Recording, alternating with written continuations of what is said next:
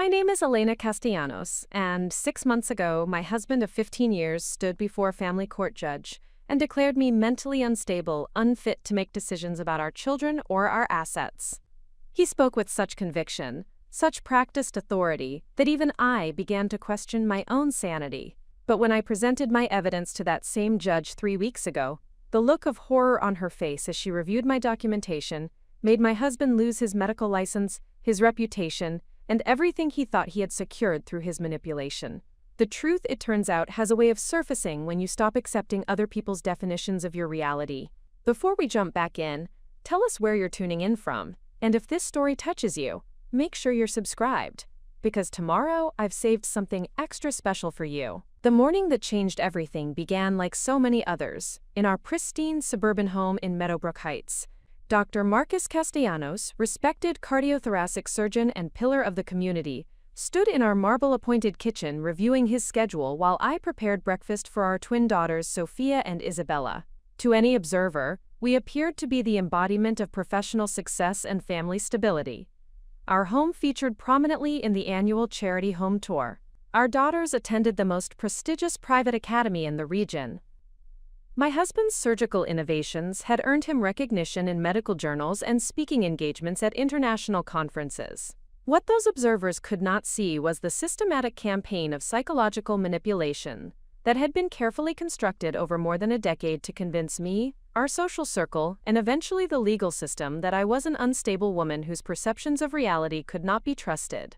The architecture of this manipulation was so sophisticated, so gradually implemented, that I had not recognized it as intentional until the moment when Marcus's efforts to have me declared mentally incompetent threatened to separate me permanently from our children.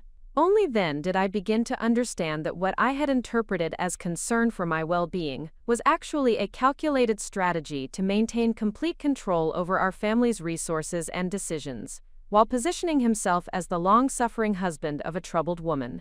Marcus had perfected the art of presenting himself as the rational, concerned spouse whose dedication to his family required him to manage his wife's episodes with medical expertise and infinite patience. In public settings, he would place a protective hand on my shoulder while explaining to concerned friends that the stress of raising twins while managing our household had created anxiety issues that sometimes manifested in confusion or erratic behavior.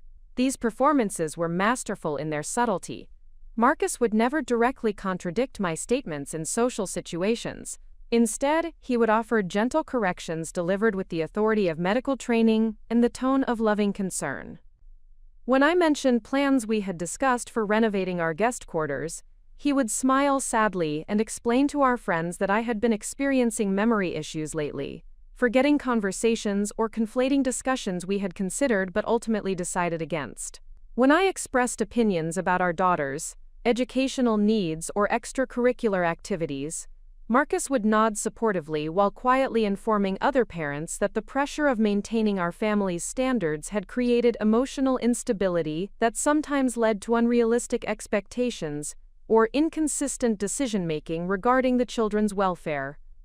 The genius of his approach lay in its plausibility and his credibility.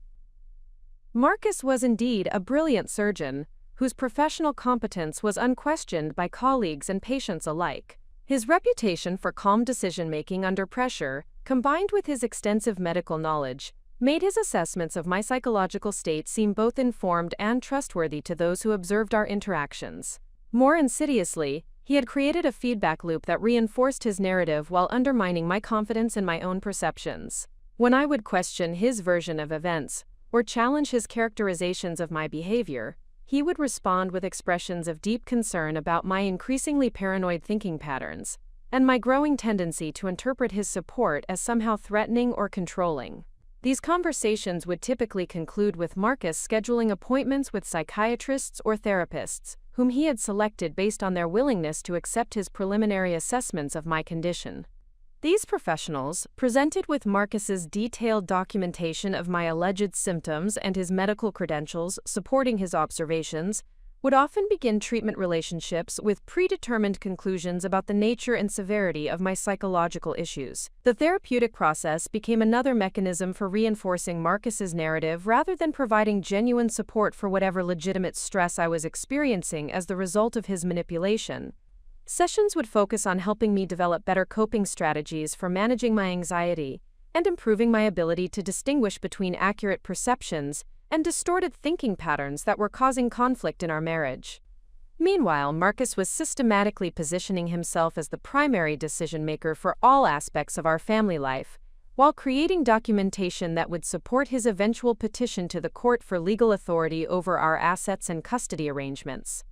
He had begun consulting with attorneys who specialized in cases involving mentally incompetent spouses, building a legal strategy that would formalize his control while protecting him from any potential challenges to his financial management or parenting decisions.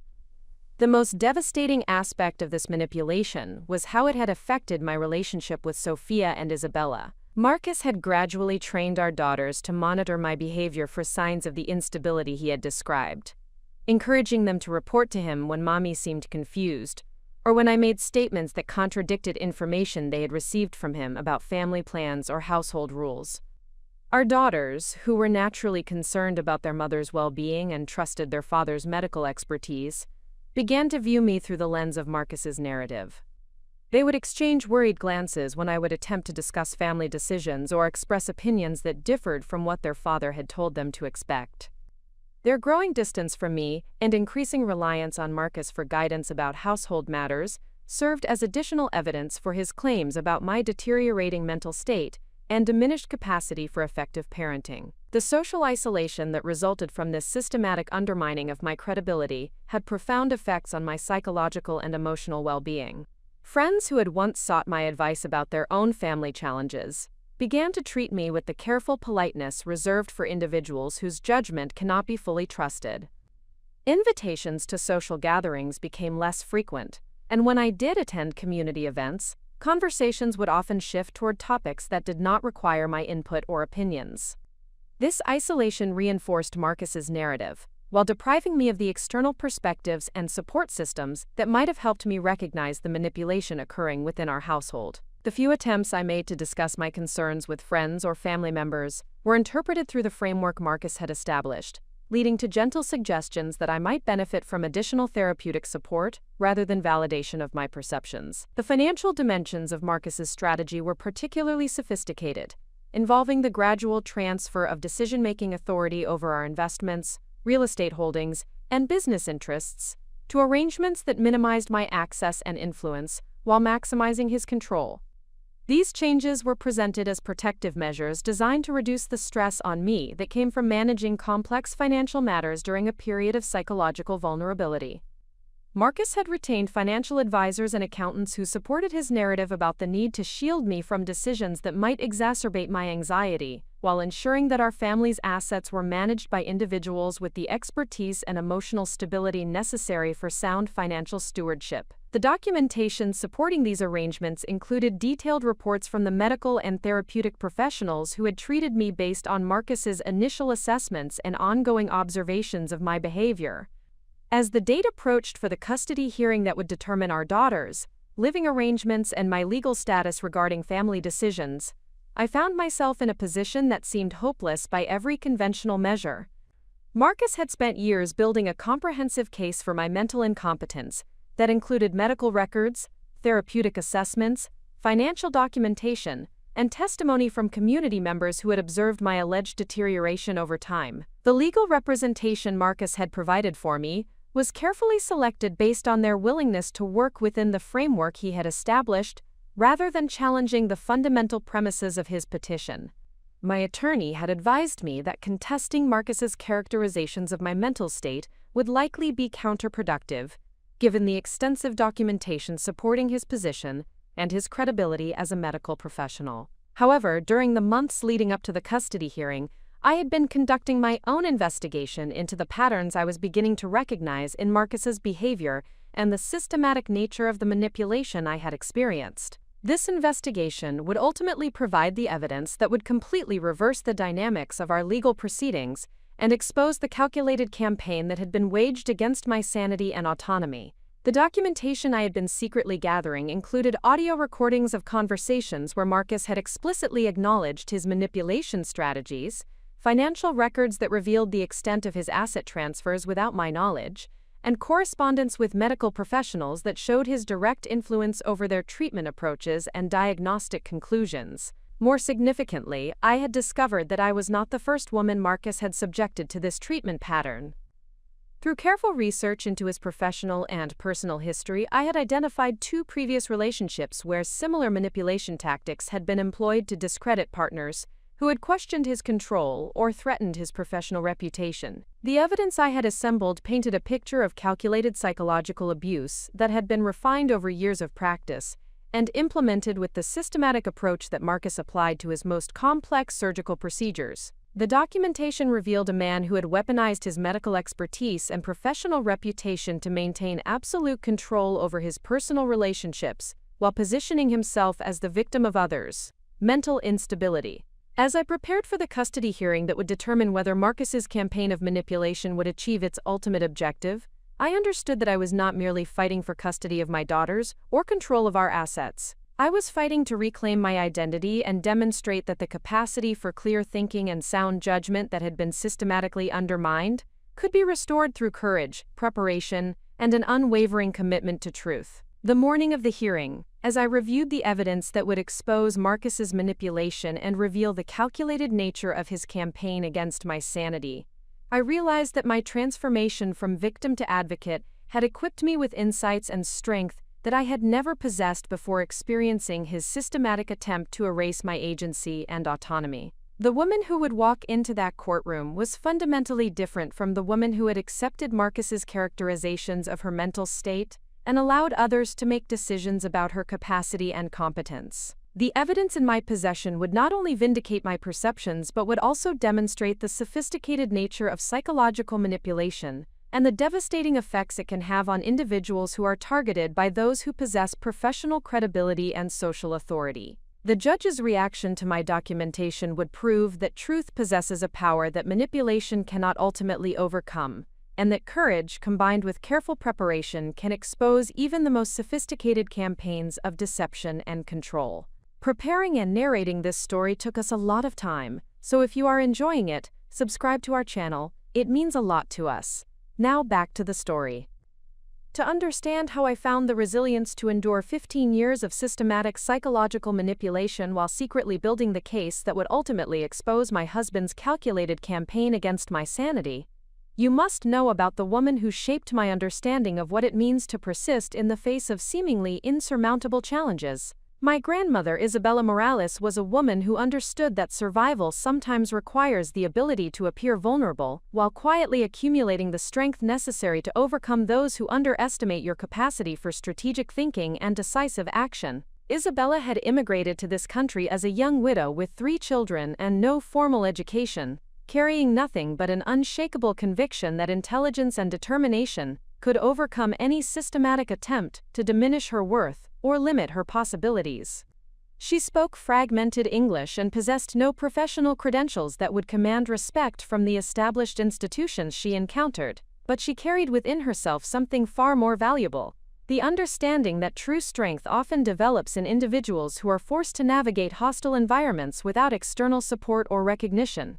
Her first employment involved cleaning office buildings during overnight shifts, work that most people viewed as temporary necessity, while searching for opportunities that offered greater dignity and financial stability.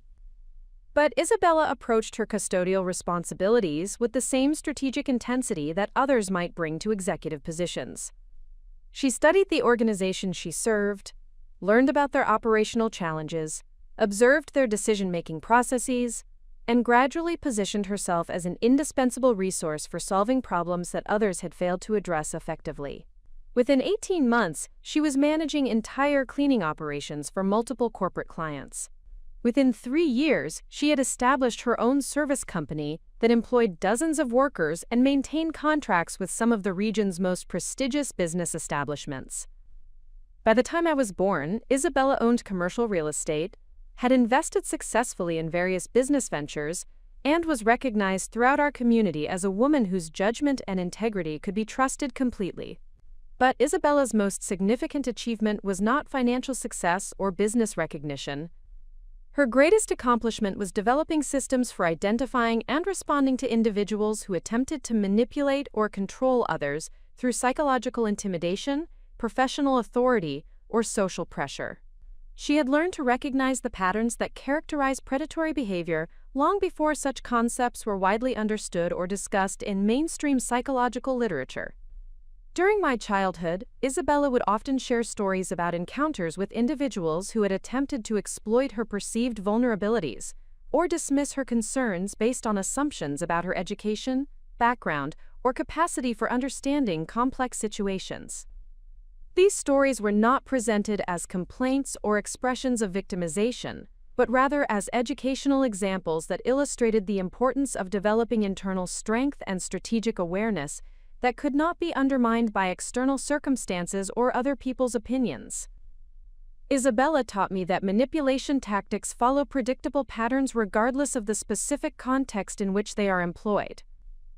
Individuals who seek to control others through psychological pressure typically begin by establishing themselves as authorities whose expertise or position grants them special insight into what constitutes appropriate behavior or sound decision-making. They then systematically undermine their targets' confidence in their own perceptions while positioning themselves as the reliable source of truth and guidance that can restore stability and clarity. These lessons proved invaluable when I began to recognize similar patterns in my relationship with Marcus, though the sophistication of his approach and his professional credentials initially made his manipulation more difficult to identify than the crude intimidation tactics Isabella had encountered during her early years in this country. Marcus's medical expertise and social status provided him with credibility that made his assessments of my psychological state seem both authoritative and caring to external observers who lacked the context necessary for recognizing the calculated nature of his behavior. Isabella had also taught me the importance of documentation in situations where your word might be challenged by individuals who possess greater social authority or professional credibility than you do. She maintained meticulous records of all business transactions, personal interactions with potential adversaries, and any situations where her integrity or competence had been questioned by others. These records served not only as protection against false accusations, but also as evidence that could support her position when conflicts required resolution through formal processes. The habit of careful documentation that Isabella instilled in me would prove crucial when I finally recognized the extent of Marcus's manipulation and began building the case that would expose his systematic campaign against my sanity and autonomy. The recordings, financial records, and correspondence that ultimately vindicated my position were collected using methods Isabella had taught me for protecting myself against individuals who might attempt to rewrite history or mischaracterize my actions and motivations.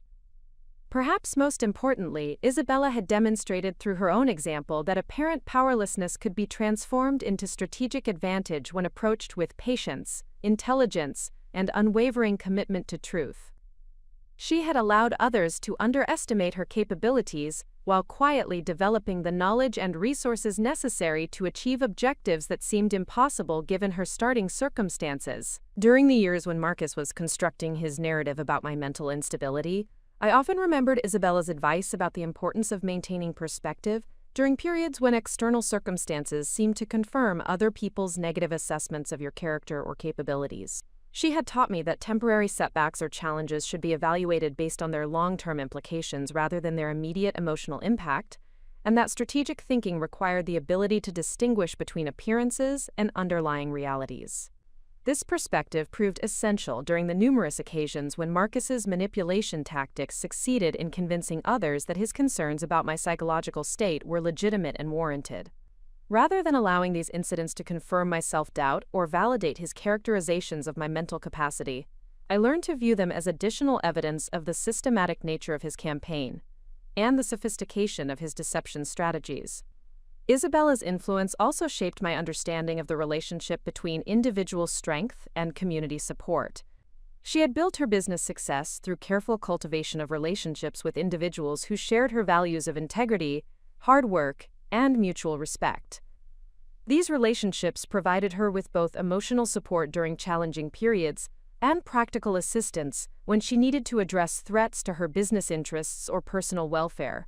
However, Isabella had also taught me to recognize that building genuine support networks requires the ability to distinguish between individuals who offer authentic friendship and those who provide conditional acceptance based on their perception of your status, resources, or usefulness to their own objectives. This discernment proved crucial, as Marcus's manipulation campaign gradually isolated me from friends and family members who might have provided alternative perspectives on his behavior or support for challenging his narrative.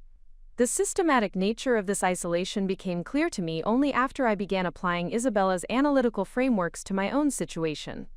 Marcus had carefully identified individuals in our social circle whose opinions carried weight with other community members and had gradually influenced their perceptions of my psychological stability through subtle comments, concerned observations, and requests for their assistance in monitoring my behavior for signs of deterioration. These individuals genuinely believed they were helping both Marcus and me by accepting his assessment of my condition and supporting his efforts to manage my alleged symptoms while protecting our family from the consequences of my instability. Their good intentions made them effective allies in his manipulation campaign, while shielding him from accusations that he was deliberately undermining my credibility or isolating me from potential sources of support. Isabella's teachings about the importance of maintaining strategic perspective during periods of apparent defeat enabled me to recognize that this isolation, while painful, also created opportunities for conducting the investigation that would ultimately expose Marcus's deception. The reduced social contact meant fewer opportunities for him to monitor my activities or influence others' interpretations of my behavior, giving me the privacy necessary for gathering evidence without alerting him to my growing awareness of his manipulation tactics. The financial lessons Isabella had taught me also proved invaluable as I began to understand the extent of Marcus's asset transfers and his systematic exclusion of me from major financial decisions affecting our family's security and future. Isabella had always maintained independent access to financial resources and had taught me the importance of understanding all aspects of household finances regardless of whether day-to-day management responsibilities were shared between spouses. This knowledge enabled me to recognize when Marcus began redirecting our assets into accounts and investments that minimized my access while maximizing his control. More importantly, it provided me with the understanding necessary for documenting these transfers and analyzing their strategic purpose within his broader campaign to establish legal authority over our financial affairs. The business principles Isabella had demonstrated throughout her career also influenced my approach to building the case that would expose Marcus's manipulation. She had taught me that successful challenges to established authority require thorough preparation, irrefutable evidence, and strategic timing that maximizes the impact of your revelations, while minimizing opportunities for your opponents to mount effective counterattacks. These principles guided my evidence-gathering process and helped me understand when sufficient documentation had been assembled to support a comprehensive challenge to Marcus's narrative about my mental instability. Isabella's example also provided me with the emotional strength necessary for enduring the period of apparent vulnerability that preceded my public exposure of his deception campaign. During the most difficult phases of Marcus's manipulation, when even I began to question my own perceptions and wonder whether his characterizations of my psychological state might contain elements of truth, Isabella's teachings about the nature of strength and resilience provided an anchor that prevented me from completely accepting his version of reality. Her example demonstrated that individuals who survive systematic attempts at psychological control possess inner resources that cannot be diminished by external pressure or social isolation. The spiritual dimensions of Isabella's strength also influenced my ability to maintain hope during periods when Marcus's campaign seemed likely to succeed in separating me from our daughters and establishing permanent legal authority over my life decisions. Isabella had possessed deep faith in the ultimate triumph of truth over deception, and in the existence of moral forces that support individuals who persist in fighting against injustice, despite overwhelming odds. This faith provided me with the motivation necessary for continuing my investigation and evidence gathering, even when the emotional cost seemed unbearable and the likelihood of success appeared minimal. Isabella's example had shown me that meaningful victories often require extended periods of apparent defeat, and that individuals who surrender their efforts prematurely may never discover how close they were to achieving their objectives. As the custody hearing approached and I prepared to present evidence that would expose Marcus's systematic manipulation, I carried with me not only the specific strategies and principles Isabella had taught me, but also the profound understanding that personal transformation often emerges from circumstances that initially appeared designed to destroy, rather than strengthen character. The woman who would walk into that courtroom possessed capabilities that had been developed through years of adversity and challenge, rather than comfort and external validation. Isabella's influence had prepared me not only for the tactical aspects of confronting Marcus's deception, but also for the psychological and emotional demands of reclaiming my identity and authority after years of systematic undermining. The evidence I had assembled honored Isabella's legacy, while extending her principles into circumstances she could never have imagined. Her teachings about documentation, strategic thinking, and the patient accumulation of strength would prove their worth in a context that demonstrated how traditional manipulation tactics could be adapted and refined through professional expertise and social authority. The foundation Isabella had provided would support not only my personal vindication, but also my transformation into an advocate for other individuals who had experienced similar systematic attempts at psychological control and manipulation. Her example had shown me that survival was only the first step in a process that could ultimately lead to meaningful protection and support for others facing comparable challenges. The strength I had inherited from Isabella would prove sufficient not only for exposing Marcus's deception, but also for rebuilding my life and relationships in ways that honored both her legacy and the hard-won wisdom that emerged from my own journey through manipulation toward truth and justice. The environment where I began to understand the true nature of Marcus's manipulation was our own home, a magnificent colonial estate in the prestigious Meadowbrook Heights neighborhood that served as both sanctuary and stage for a carefully orchestrated performance designed to convince the world of my mental instability. Within these walls, where family photographs displayed our apparent happiness and success, Marcus had constructed an elaborate theater of deception that would have impressed professional psychologists with its sophistication and systematic approach to undermining another person's sense of reality. Our home was a testament to Marcus's professional success and social standing. The mahogany-paneled study where he conducted important phone calls with colleagues displayed his medical degrees and professional awards prominently. The marble-appointed kitchen where I prepared meals for charity events showcased our commitment to community service. The elegantly furnished living areas where we hosted dinner parties for other prominent families demonstrated our position within the social hierarchy that governed our community's cultural and business relationships. However, this same environment that projected success and stability to external observers had been transformed into a laboratory for psychological manipulation that operated with the precision and methodical approach that Marcus applied to his most complex surgical procedures. Every room contained elements designed to support his narrative about my deteriorating mental state, while providing him with opportunities to document behavior that could be interpreted as evidence of instability or impaired judgment.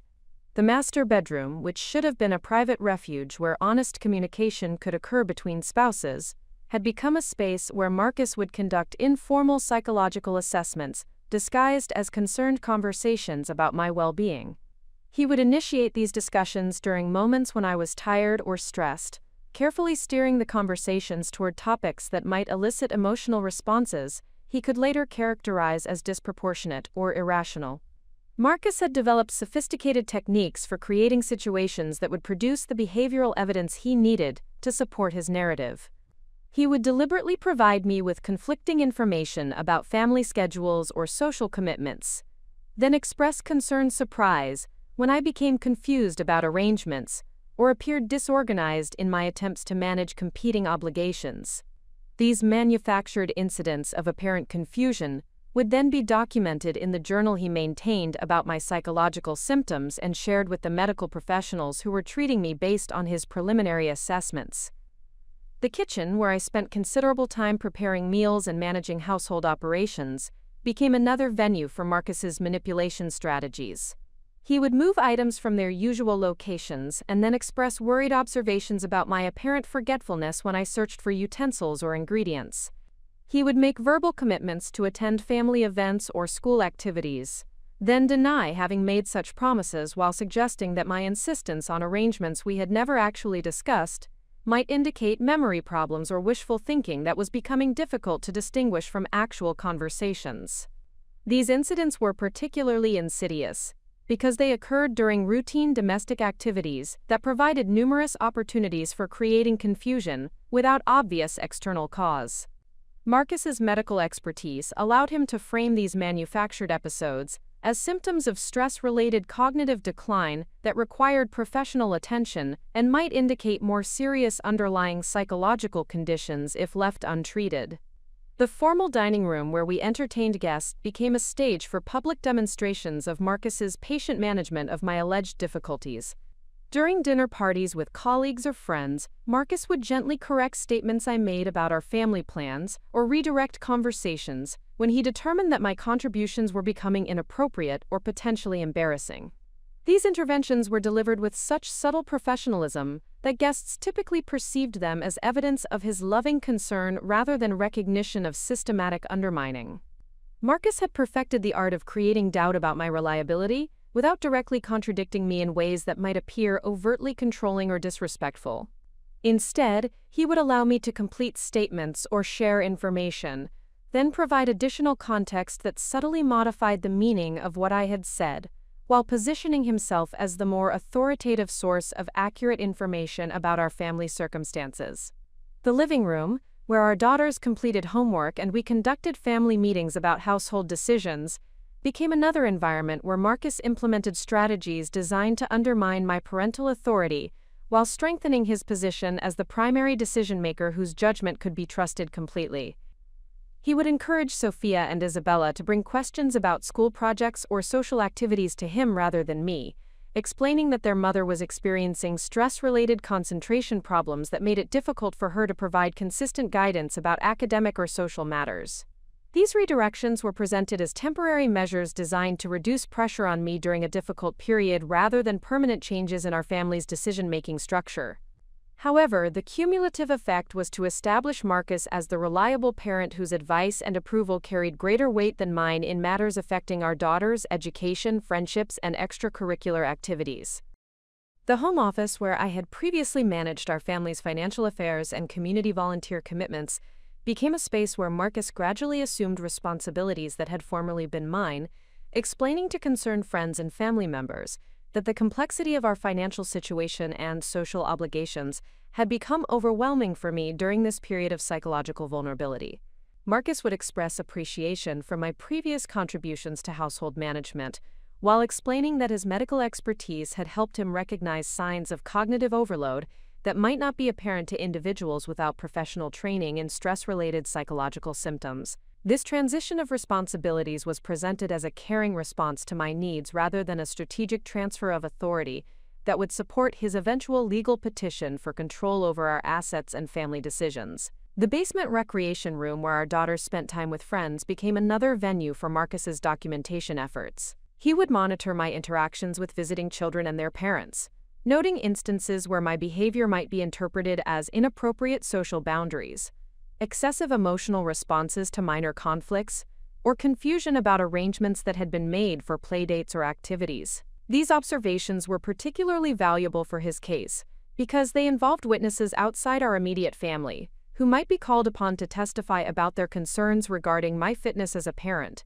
and my ability to maintain appropriate relationships with other adults in our community. Marcus was careful to ensure that these witnesses genuinely believed they were protecting our family's welfare by supporting his efforts to address my psychological problems before they created more serious difficulties. The upstairs hallway outside our daughters' bedrooms became a location where Marcus would conduct whispered conversations with Sophia and Isabella about their observations of my behavior and their concerns about changes they had noticed in my emotional responses or decision-making patterns. These conversations were presented as opportunities for the girls to share worries about their mother's well-being with their father, whose medical expertise qualified him to assess whether their concerns indicated problems that required professional attention. Marcus taught our daughters to view certain behaviors as warning signs that should be reported to him for evaluation. If I seemed frustrated with household responsibilities, this might indicate that stress was becoming unmanageable. If I questioned his decisions about family matters, this could suggest that I was developing paranoid thinking patterns. If I appeared tired or distracted during conversations, this might reflect cognitive problems that were affecting my ability to process information accurately. The garage, which housed Marcus's luxury vehicles and served as storage for household equipment and seasonal items, became another space where he would create evidence of my alleged disorganization and poor judgment. He would rearrange storage systems I had established, then document my confusion when I could not locate items, or my frustration when organizational methods I had implemented no longer functioned effectively. These incidents were particularly useful because they suggested that my difficulties extended beyond interpersonal relationships or emotional regulation to include practical problems with memory, planning, and basic household management skills that any competent adult should be able to maintain consistently. The garden areas where I had previously maintained flower beds and vegetable plots became symbols of my declining ability to follow through on commitments or maintain consistent standards of care for living things that depended on my attention and nurturing. Marcus would subtly sabotage my gardening efforts by adjusting watering systems or applying treatments that would damage plants, then express concerned observations about my apparent loss of interest in activities that had previously brought me satisfaction and success. The attic storage areas where we kept family photographs, important documents, and sentimental items became locations where Marcus would relocate or remove objects that had significance for me, then express worried surprise when I searched for missing items, or became distressed about their apparent disappearance. These incidents were interpreted as evidence that I was becoming confused about the location of important belongings or developing unrealistic expectations about what items we still possessed. Throughout this systematic campaign, Marcus maintained detailed documentation of every incident, conversation, and behavioral observation that supported his narrative about my psychological decline. This documentation was shared with the medical professionals who were treating me, providing them with comprehensive evidence that reinforced their diagnostic impressions and treatment recommendations. The sophistication of this environmental manipulation was extraordinary in its attention to detail and strategic implementation. Marcus had transformed our home from a place of comfort and security into a carefully controlled laboratory where every interaction could be monitored, every response could be evaluated, and every emotional reaction could be interpreted as additional evidence, supporting his predetermined conclusions about my mental state. However, this same environment that Marcus had designed to support his manipulation campaign would eventually become the source of evidence that exposed his deception. The systematic nature of his behavior patterns became recognizable once I began applying Isabella's analytical frameworks to my observations of his techniques and strategies. The home that had been transformed into a theater of deception would ultimately provide the setting where I gathered the recordings, documented the incidents, and compiled the evidence that would demonstrate the calculated nature of his manipulation campaign. The very sophistication that made his techniques initially successful would eventually reveal their artificial nature when examined by individuals who possessed the expertise necessary for recognizing psychological abuse and manipulation tactics. The environment that had been designed to convince the world of my instability would become the foundation for demonstrating the systematic nature of Marcus's deception and the extraordinary lengths to which he had gone to maintain control over our family, while positioning himself as the victim of circumstances created by my alleged psychological problems. Every room that had served as a stage for his performance would become a source of evidence that revealed the calculated nature of his campaign and the professional expertise he had applied to undermining my credibility and autonomy. The theater of deception would ultimately become the courtroom where truth would triumph over manipulation and justice would be served, despite the sophistication of the lies that had been constructed to prevent its emergence. While Marcus believed he was successfully dismantling my credibility and establishing absolute control over our family dynamics, I was secretly conducting the most comprehensive education of my life. The systematic nature of his manipulation, which was designed to convince others of my mental instability, inadvertently provided me with an advanced curriculum in psychological abuse tactics, legal documentation requirements, and the sophisticated methods that predatory individuals employ to maintain dominance over their victims while appearing to be caring and concerned partners. My education began during the long hours I spent alone in our home while Marcus was at the hospital performing surgeries or attending medical conferences. These periods of isolation, which he had engineered to limit my social interactions and reduce opportunities for external validation of my perceptions, became precious intervals of clarity where I could analyze his behavior patterns without the constant pressure of his manipulative presence. The first subject I mastered was the recognition of gaslighting techniques and their systematic implementation in domestic relationships. Using the computer in our home office during Marcus's absence, I researched psychological manipulation strategies and discovered that his behavior followed established patterns that had been documented extensively in clinical literature about emotional abuse and coercive control. I learned that gaslighting involves the deliberate distortion of reality to make victims question their own perceptions, memories, and judgment.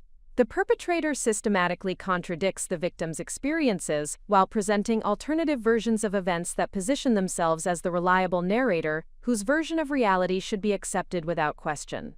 Over time, victims lose confidence in their ability to accurately assess situations and become increasingly dependent on their manipulator for guidance about what constitutes appropriate thinking and behavior.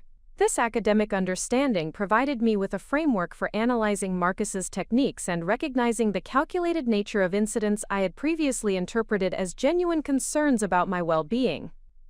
The medical consultations he had arranged, the therapeutic interventions he had recommended, and the social adjustments he had implemented were not responses to actual problems with my mental health, but rather components of a comprehensive campaign designed to establish his narrative about my instability, while positioning himself as the rational partner whose judgment could be trusted completely. The second area of my education focused on the legal requirements for documenting psychological abuse, and the types of evidence that courts would consider credible when evaluating claims about systematic manipulation.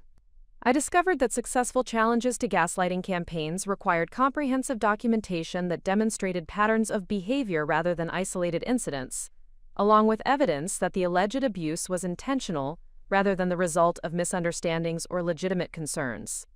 This research revealed that audio recordings of conversations where manipulative tactics were explicitly acknowledged would be particularly valuable, as they provided direct evidence of intent that could not be dismissed as misinterpretation or selective memory. I also learned that financial records showing unauthorized asset transfers or deliberate exclusion from important decisions could demonstrate the broader scope of control that psychological abusers typically seek to establish over their victims. Armed with this knowledge, I began developing strategies for gathering evidence without alerting Marcus to my growing awareness of his manipulation techniques.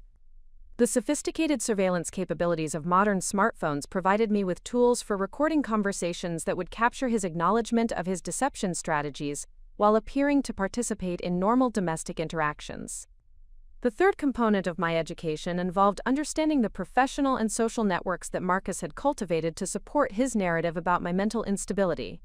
I studied the backgrounds and professional relationships of the psychiatrists and therapists he had selected for my treatment, discovering that several of them had previous working relationships with Marcus that created potential conflicts of interest in their assessment of my psychological condition.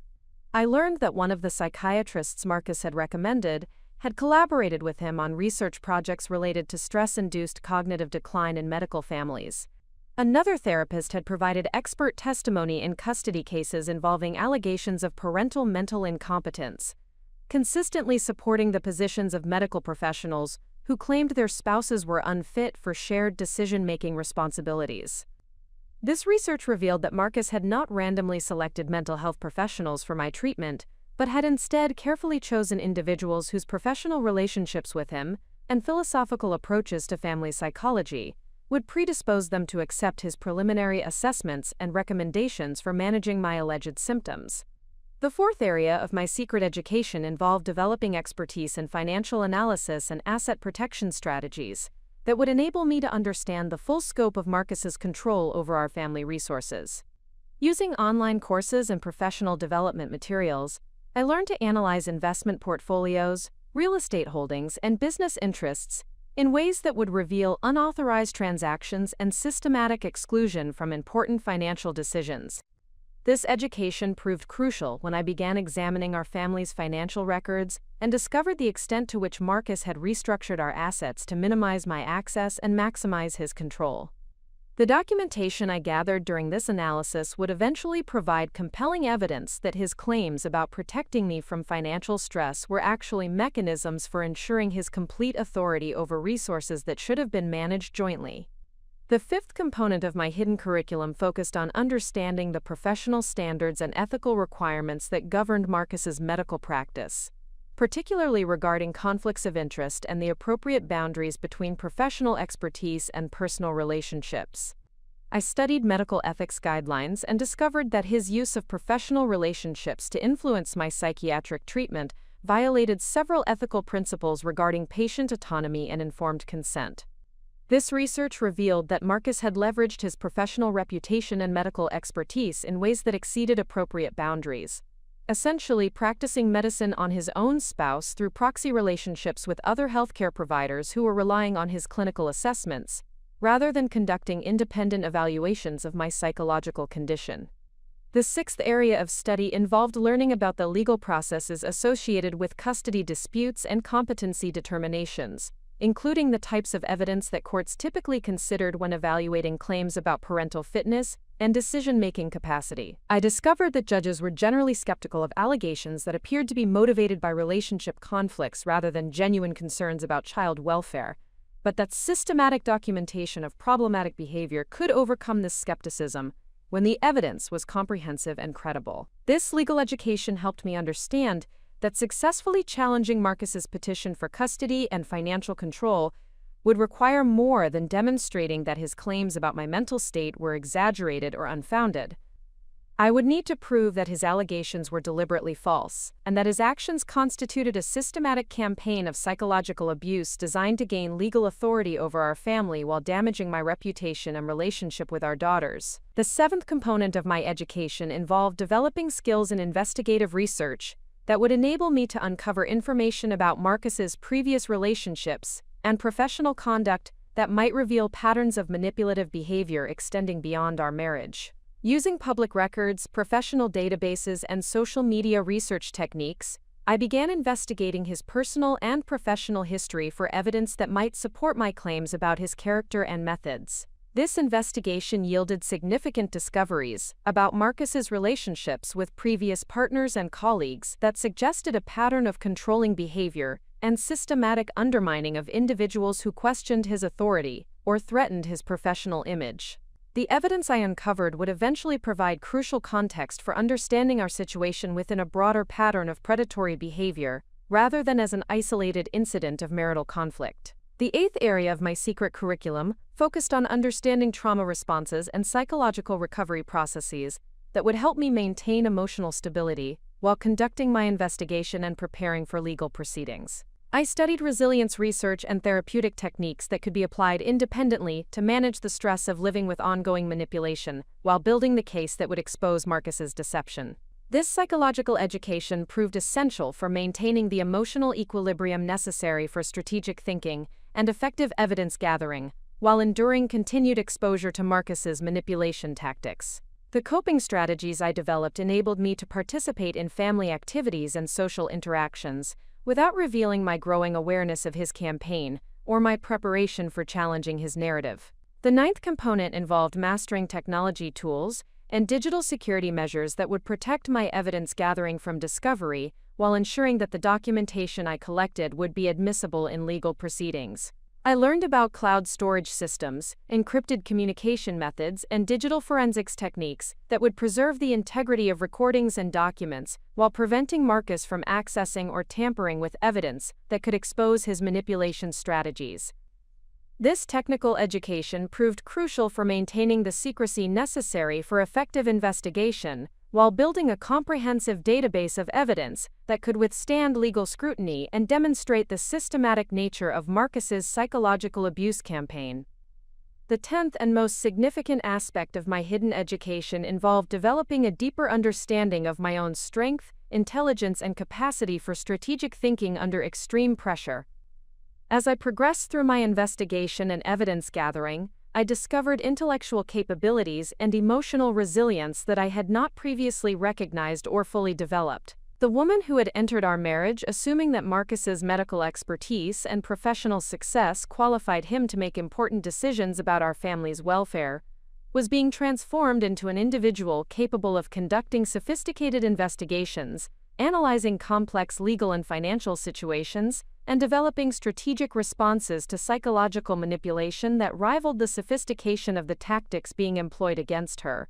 This personal transformation was perhaps the most valuable outcome of my hidden education, as it provided me with the confidence and competence necessary for confronting Marcus's deception, while rebuilding my life and relationships in ways that honored both my own potential and the lessons learned through adversity.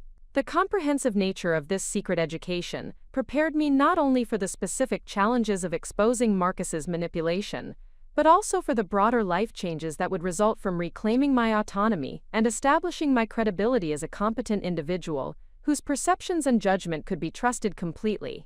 By the time I was ready to present my evidence in court, I had transformed from a confused and isolated victim of systematic psychological abuse into a knowledgeable advocate, equipped with the documentation, legal understanding, and personal strength necessary for achieving justice, while protecting our daughters from continued exposure to their father's manipulative influence. The hidden education that Marcus's manipulation had inadvertently provided became the foundation for not only my personal vindication, but also my transformation into someone capable of helping other individuals recognize and respond to similar patterns of psychological abuse and coercive control. The moment that transformed me from a secret investigator gathering evidence into an active opponent preparing for decisive confrontation occurred on a humid Thursday evening in late September, when I accidentally discovered that Marcus was planning to have me involuntarily committed to a psychiatric facility within the following 2 weeks. This revelation shattered any remaining illusions I might have held about the temporary nature of his manipulation campaign,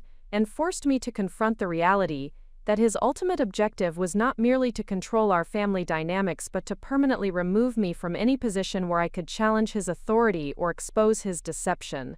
The discovery occurred through circumstances that Marcus could never have anticipated. Our daughter Sophia had been experiencing recurring nightmares about losing her mother, dreams that had begun shortly after Marcus started having private conversations with both girls about my alleged psychological deterioration. During one of these episodes, Sophia came to our bedroom in the early hours of the morning, seeking comfort and reassurance about her fears that something terrible was going to happen to our family. Marcus was attending an emergency surgery at the hospital, leaving me alone to console our frightened daughter. As I held Sophia and tried to calm her fears, she began sharing details about conversations she had overheard between Marcus and his attorney, discussions that had apparently taken place in his study while the girls were supposed to be sleeping upstairs. The fragmented information Sophia provided painted a picture of legal preparations that extended far beyond the custody petition I had been anticipating. According to Sophia's recollections, Marcus and his attorney had discussed the timeline for psychiatric evaluation procedures that would support an involuntary commitment order. They had reviewed documentation requirements for establishing that I posed a danger to myself or others, despite the complete absence of any incidents that would support such claims. Most disturbingly, they had planned the timing of this commitment to occur immediately before the custody hearing, ensuring that I would be unable to present evidence or testimony that might challenge Marcus's narrative about my mental incompetence. The sophistication of this strategy was breathtaking in its calculated cruelty. Marcus had apparently concluded that simply winning custody of our daughters and control of our assets would not provide sufficient security for his long-term objectives. He needed to ensure that I would never be in a position to expose his manipulation tactics or challenge the narrative he had constructed about our marriage and my psychological condition. An involuntary psychiatric commitment would serve multiple purposes within his comprehensive strategy. It would provide medical documentation that could be used indefinitely to discredit any future claims I might make about his behavior. It would justify his complete control over our financial resources and family decisions. Most importantly, it would isolate me from any sources of support or advocacy that might enable me to rebuild my credibility or challenge his authority in the future. The realization that Marcus was prepared to have me imprisoned in a psychiatric facility based on fabricated evidence of mental illness represented a level of malicious intent that exceeded anything I had previously imagined possible, even after months of documenting his systematic manipulation. This was not merely emotional abuse or financial control, but a calculated attempt to destroy my freedom and autonomy permanently, while presenting himself as the tragic victim of circumstances created by my alleged psychological deterioration. Sophia's revelations also included details about Marcus's plans for managing our daughters, reactions to my sudden disappearance from their daily lives. He had apparently prepared explanations about the necessity of my hospitalization for intensive treatment that could not be provided in an outpatient setting. He had arranged for temporary childcare support that would enable him to maintain his surgical schedule while assuming full parental responsibilities. He had even consulted with child psychologists about strategies for helping Sophia and Isabella adjust to the trauma of having a mother who required long-term psychiatric care. The comprehensive nature of these preparations revealed that Marcus had been planning this escalation for months, while maintaining the pretense of working with mental health professionals to address my alleged symptoms through therapeutic interventions. The involuntary commitment was not an emergency response to a sudden crisis, but rather the culmination of a carefully orchestrated campaign designed to achieve his ultimate objective of complete control over our family, while eliminating any possibility that I could challenge his narrative or expose his deception. This discovery created an immediate shift in both the urgency and the scope of my response strategy. The timeline for presenting my evidence had suddenly contracted from months to weeks, and the stakes had escalated from custody and financial disputes to the fundamental question of my freedom and the possibility of permanent separation from our daughters. The investigation I had been conducting with methodical patience now required acceleration and strategic focus that would maximize the impact of my revelations, while minimizing opportunities for Marcus to implement his commitment plan. The emotional impact of realizing that the person I had married and trusted with my life was prepared to have me institutionalized based on lies he had systematically constructed was devastating beyond anything I had previously experienced. The betrayal extended beyond our relationship to encompass his willingness to traumatize our children and destroy our family in service of his need for absolute control and his fear of exposure.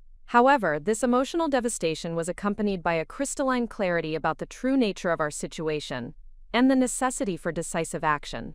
The woman who had spent months gathering evidence while hoping that Marcus might eventually recognize the damage his manipulation was causing to our family relationships was replaced by someone who understood that she was fighting for her fundamental freedom against an opponent who possessed no moral constraints regarding the methods he would employ to achieve his objectives. The strategic implications of Sophia's revelations required immediate reassessment of my evidence collection priorities and legal preparation timeline.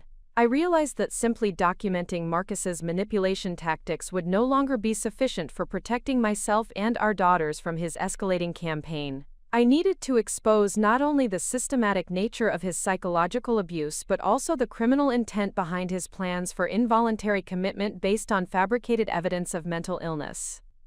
This recognition led to an intensive period of focused investigation that would transform the scope and nature of the case I was preparing to present.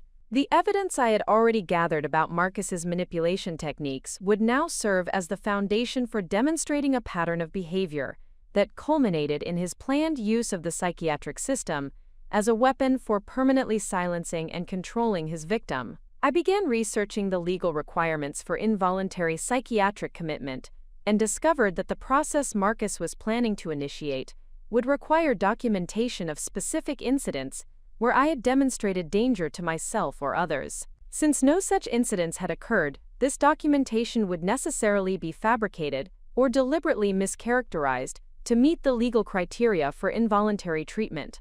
This realization provided me with a framework for anticipating Marcus's next moves and developing strategies for exposing his plans before they could be implemented.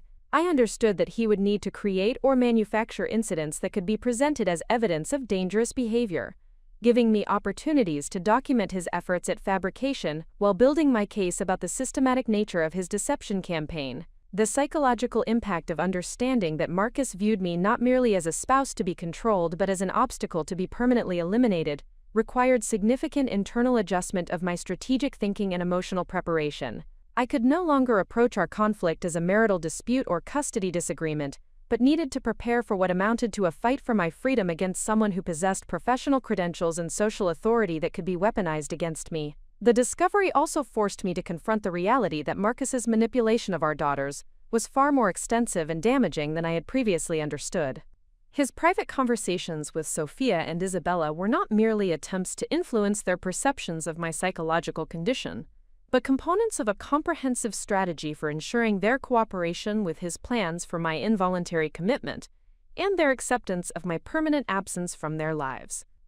This understanding intensified my motivation for exposing Marcus's campaign not only to protect myself, but also to prevent further psychological damage to our children, who were being manipulated into participating in their mother's destruction, while being told that their cooperation was necessary for the family's welfare and their own protection. The timeline acceleration required by Sophia's revelations also necessitated immediate decisions about when and how to reveal my knowledge of Marcus's plans, while maximizing the strategic advantage provided by his assumption that I remained unaware of his ultimate objectives. I realized that premature disclosure of my awareness could prompt him to accelerate his commitment timeline, or modify his approach in ways that would make my evidence gathering more difficult.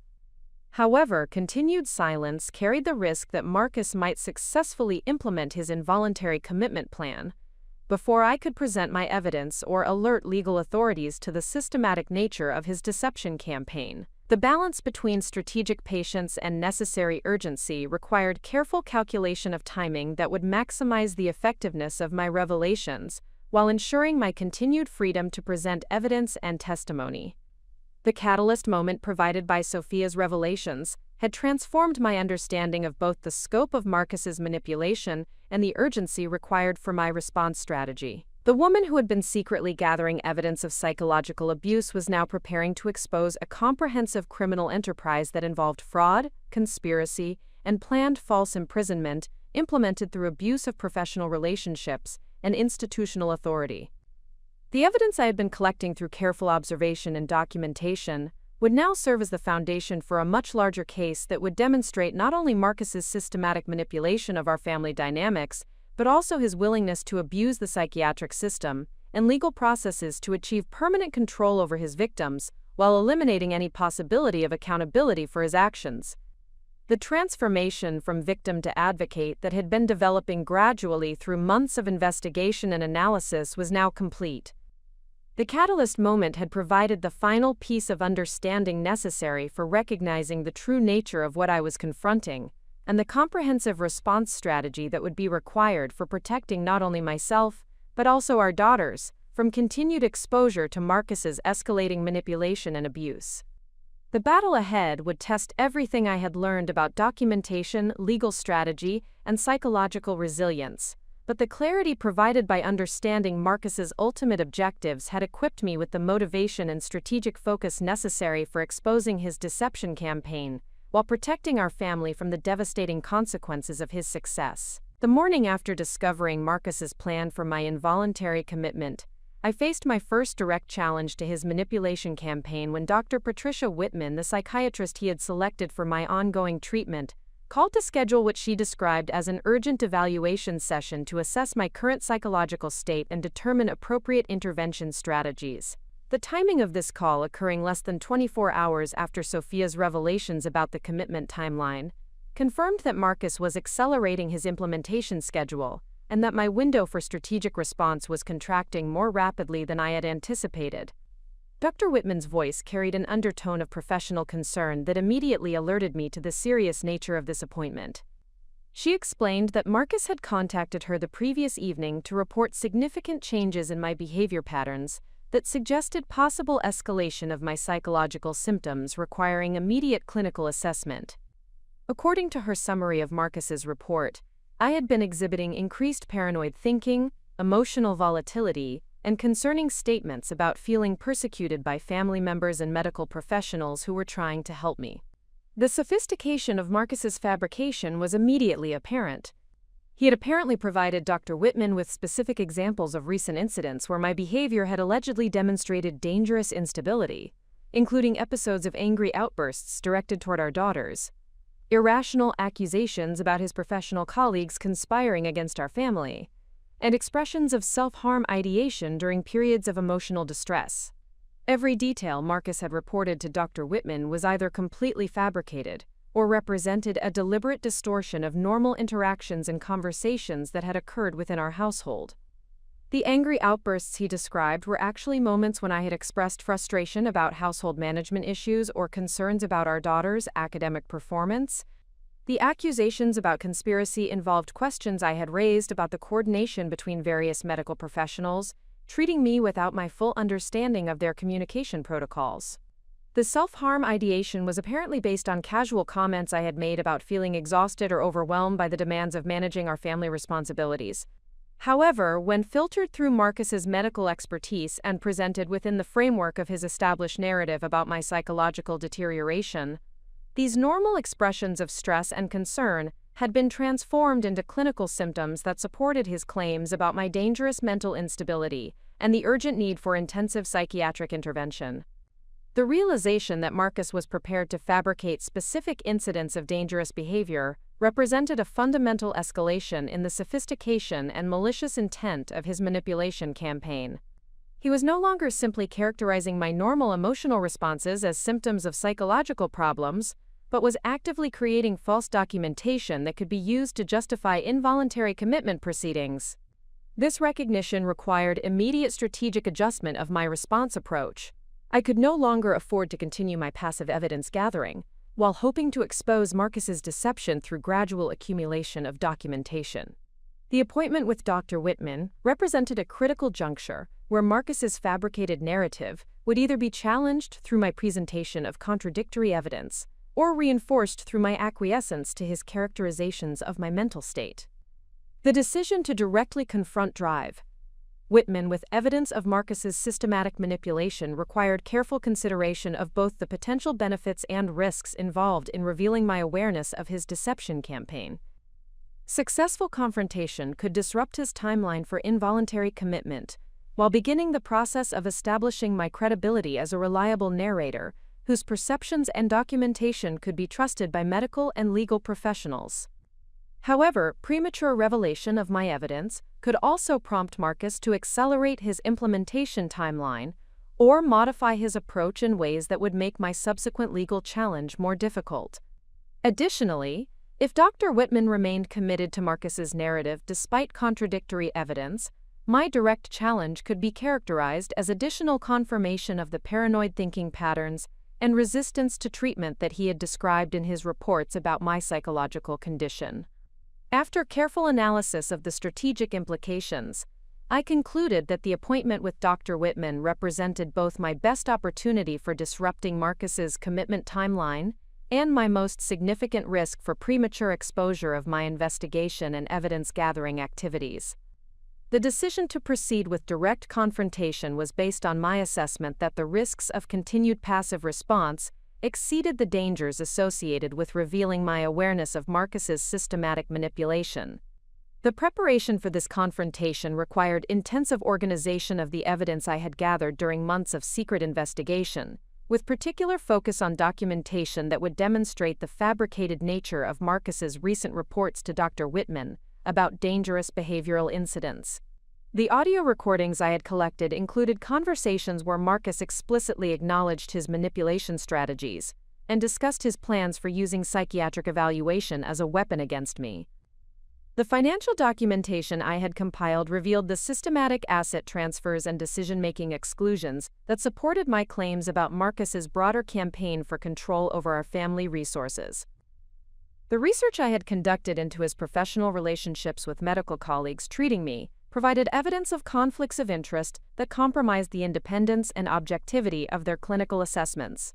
Most importantly, The timeline documentation I had maintained showed that Marcus's reports about recent escalation in my psychological symptoms corresponded precisely with periods when I had been gathering evidence about his manipulation tactics, suggesting that his claims about dangerous behavior were actually responses to his growing concern about potential exposure of his deception campaign.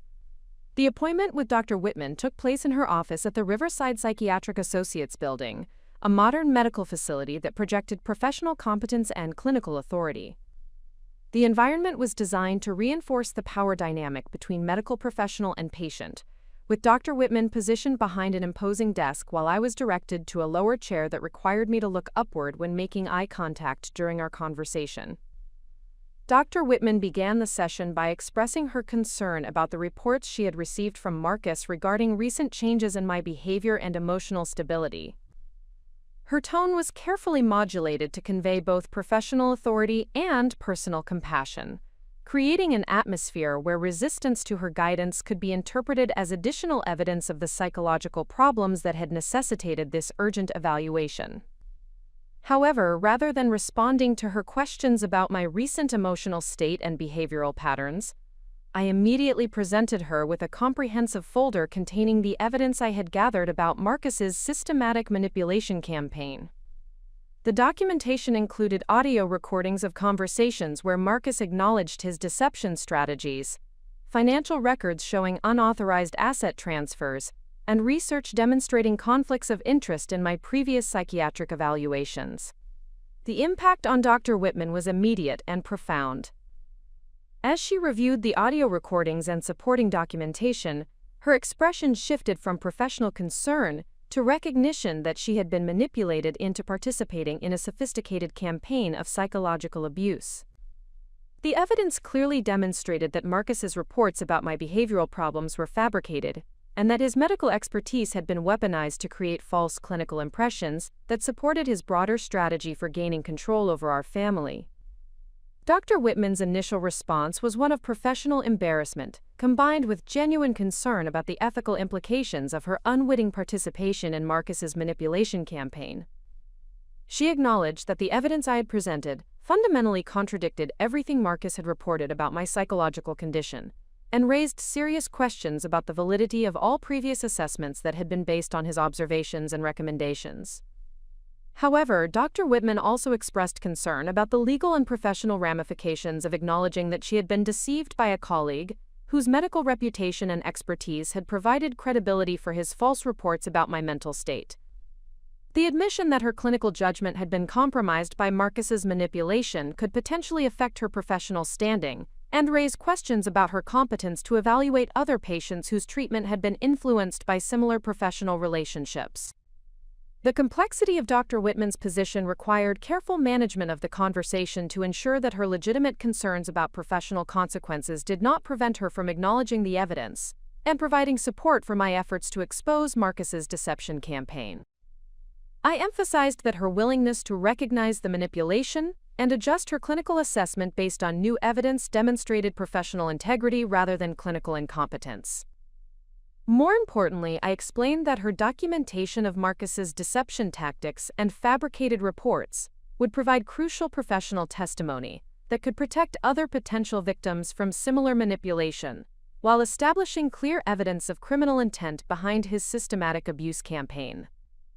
Dr. Whitman's agreement to revise her clinical assessment and provide documentation supporting my claims about Marcus's manipulation represented the first significant victory in my direct challenge to his narrative about my psychological instability. Her professional testimony would carry substantial weight in legal proceedings and could potentially disrupt his timeline for involuntary commitment while providing credible support for my allegations about systematic psychological abuse. However, this victory also created immediate risks for my safety and the security of the evidence I had gathered. Marcus would likely discover Dr. Whitman's change in clinical assessment within days, alerting him to my awareness of his manipulation campaign and potentially prompting him to accelerate his commitment timeline or implement alternative strategies for silencing my challenges to his authority. The successful confrontation with Dr. Whitman demonstrated that my evidence was sufficiently comprehensive and compelling to convince medical professionals who had previously accepted Marcus's narrative about my psychological condition. This validation provided crucial confidence for the broader legal challenge I was preparing, while establishing precedent for how other professionals might respond when presented with documentation of Marcus's systematic deception. The transformation of Dr. Whitman from unwitting participant in Marcus's manipulation campaign to ally in exposing his deception represented a fundamental shift in the dynamics of our conflict. For the first time since recognizing the systematic nature of his psychological abuse, I had succeeded in converting someone from his network of professional supporters into a witness who could provide credible testimony about his tactics and their impact on both me and the medical professionals he had manipulated into participating in his campaign. The strategic implications of this first victory extended beyond the immediate disruption of Marcus's commitment timeline to include broader possibilities for exposing the extent of his manipulation network and building credible support for legal proceedings that would hold him accountable for his systematic abuse, while protecting our daughters from continued exposure to his deceptive influence. The challenge I had faced with Dr. Whitman had tested both my evidence-gathering capabilities and my strategic thinking under pressure, while providing crucial validation of my transformation from passive victim to active advocate, capable of confronting professional authority with documented evidence of systematic deception. The successful outcome of this first direct challenge provided both practical advancement of my legal strategy and psychological confirmation that the investigation and preparation I had conducted during months of secret research had equipped me with the knowledge and documentation necessary for exposing Marcus's manipulation campaign, while building credible support for my efforts to protect our family from his continued abuse. The 48 hours following my confrontation with Dr. Whitman unleashed a systematic escalation of Marcus's manipulation campaign that revealed the true extent of his network and the sophisticated nature of his contingency planning. His discovery that I had successfully challenged his narrative with credible evidence prompted a calculated response that demonstrated both his desperation to maintain control and his willingness to employ increasingly dangerous tactics to silence my resistance to his authority. The first indication that Marcus had learned about my successful intervention came through a phone call from our family attorney, Jonathan Breslin, who requested an urgent meeting to discuss what he described as serious concerns about my psychological stability and its potential impact on the custody proceedings. The timing and tone of this call made clear that Marcus had immediately activated his professional network to contain the damage from Dr. Whitman's revised assessment, while implementing backup strategies designed to discredit my evidence and reinforce his narrative about my mental incompetence. Breslin's office occupied the top floor of the prestigious Hamilton Tower, a setting designed to project legal authority and professional competence that would intimidate clients while reinforcing the expertise of the attorneys who practiced within its marble-appointed corridors. The environment served Marcus's strategic purposes by creating a power dynamic that positioned me as a potentially unstable individual, whose claims required careful evaluation by legal professionals whose judgment could be trusted implicitly. However, my months of preparation had equipped me with both the documentation and psychological readiness necessary for confronting legal authority with evidence that contradicted their predetermined assumptions about my credibility and mental state. The briefcase I carried into Breslin's office contained comprehensive files that would demonstrate not only the fabricated nature of Marcus's allegations, but also the systematic manipulation of professional relationships that had enabled his deception campaign. Breslin began our meeting by expressing his concern about reports he had received regarding my recent behavior and the potential impact of my psychological condition on my ability to participate effectively in custody proceedings. His presentation of these concerns was delivered with the careful professionalism that attorneys employ when dealing with clients whose mental stability may affect their legal strategy and courtroom credibility. The reports Breslin referenced had apparently been provided by Marcus and included detailed descriptions of incidents where I had allegedly demonstrated paranoid thinking, emotional instability, and resistance to therapeutic intervention that suggested possible deterioration in my psychological condition. According to Breslin's summary, these reports indicated that my claims about Marcus's manipulation were manifestations of delusional thinking patterns that had developed as my mental health declined. The sophistication of this coordinated response demonstrated that Marcus had anticipated the possibility that his manipulation campaign might face professional challenges and had prepared comprehensive strategies for discrediting any evidence that contradicted his narrative. The involvement of our family attorney in reinforcing his psychological assessment revealed the extent to which he had cultivated professional relationships that could be activated to support his deception when direct challenges emerged. Rather than responding defensively to Breslin's presentation of Marcus's allegations, I immediately presented him with the comprehensive documentation I had assembled during months of investigation. The evidence included audio recordings where Marcus explicitly acknowledged his manipulation strategies, financial records demonstrating unauthorized asset transfers, correspondence revealing conflicts of interest in my psychiatric evaluations, and Dr. Whitman's revised clinical assessment that contradicted all previous reports about my psychological condition. The impact of this evidence on Breslin was profound and immediate. As he reviewed the audio recordings and supporting documentation, his expression shifted from professional concern to recognition that he had been provided with false information about my mental state, and that his client had engaged in systematic deception that potentially violated both ethical and legal standards.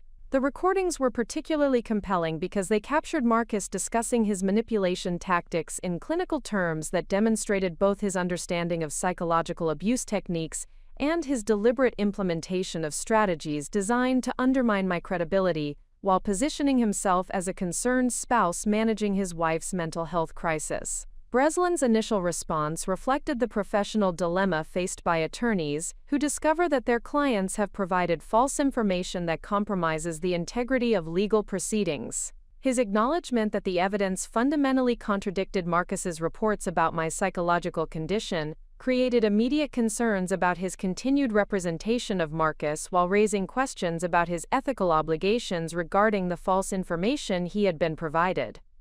However, Breslin also expressed concern about the implications of Marcus's deception for the custody proceedings and the broader legal ramifications of systematic manipulation that involved fabricated medical reports and fraudulent claims about mental incompetence. The evidence suggested that Marcus had engaged in criminal behavior that extended beyond family law violations to include fraud, conspiracy, and potentially charges related to planned false imprisonment through involuntary psychiatric commitment. The complexity of the legal situation required immediate consultation with additional attorneys who specialized in criminal law and civil rights violations, as the scope of Marcus's manipulation campaign exceeded the expertise typically required for family law proceedings. Breslin recommended that I engage independent legal representation that could address both the custody issues and the broader criminal implications of Marcus's systematic abuse while ensuring that my evidence was properly presented to appropriate law enforcement authorities. This recommendation represented a significant victory in my challenge to Marcus's manipulation campaign, as it provided professional validation of my evidence from a legal authority who had initially accepted Marcus's narrative about my psychological instability. Breslin's acknowledgement that the evidence demonstrated systematic deception rather than paranoid delusions created precedent for how other professional authorities might respond when presented with comprehensive documentation of Marcus's tactics. However, this legal victory also intensified the immediate risks I faced, as Marcus became aware that his network of professional supporters was being compromised by evidence that exposed his deception campaign. The systematic nature of his manipulation suggested that he possessed additional contingency strategies for dealing with challenges to his authority, including tactics that might threaten my physical safety or the security of the evidence I had gathered. The second phase of Marcus's escalated response emerged through direct confrontation within our household, when he discovered that I had been recording conversations and gathering evidence of his manipulation tactics. His initial reaction combined professional calculation with personal rage, as he realized that his systematic campaign had been documented comprehensively enough to support criminal charges while destroying his professional reputation and medical career. The confrontation occurred in his study, surrounded by the medical degrees and professional awards that had provided credibility for his manipulation campaign while serving as symbols of the authority he had weaponized against me. The irony of this setting was profound, as the achievements that had enabled his systematic abuse were now threatened by evidence that exposed how he had perverted his professional expertise for criminal purposes. Marcus's approach to this confrontation demonstrated the sophisticated understanding of psychological manipulation that had characterized his entire campaign against my sanity and autonomy. Rather than expressing anger or making direct threats, he attempted to regain control through renewed implementation of gaslighting tactics that had previously proven effective in undermining my confidence and credibility. He began by expressing disappointed concern about my apparent deterioration into paranoid thinking patterns that had led me to misinterpret his loving care as somehow threatening or manipulative. According to his characterization, my evidence-gathering activities represented symptoms of psychological problems that had progressed beyond what could be managed through outpatient treatment and now required intensive psychiatric intervention. This attempted manipulation was particularly insidious because it followed the same patterns that had previously succeeded in convincing me to question my own perceptions while accepting his medical expertise as the reliable guide to understanding my psychological condition. However, months of education and investigation had equipped me with both intellectual understanding of these tactics and emotional resilience that prevented his manipulation from achieving its intended psychological impact. My response to Marcus's attempted gaslighting involved calm presentation of specific evidence that contradicted his characterizations while demonstrating my complete awareness of his manipulation techniques and their systematic implementation throughout our marriage. The audio recordings I had gathered included conversations where he had explicitly acknowledged his deception strategies, making his current attempts to gaslight me appear desperate and ineffective rather than professionally authoritative. The failure of his gaslighting tactics to restore psychological control prompted Marcus to escalate his approach through direct threats about the consequences I would face for challenging his authority and interfering with his professional relationships. These threats included warnings about the impact my actions would have on our daughters, who would suffer from the publicity and social consequences of my allegations against their father.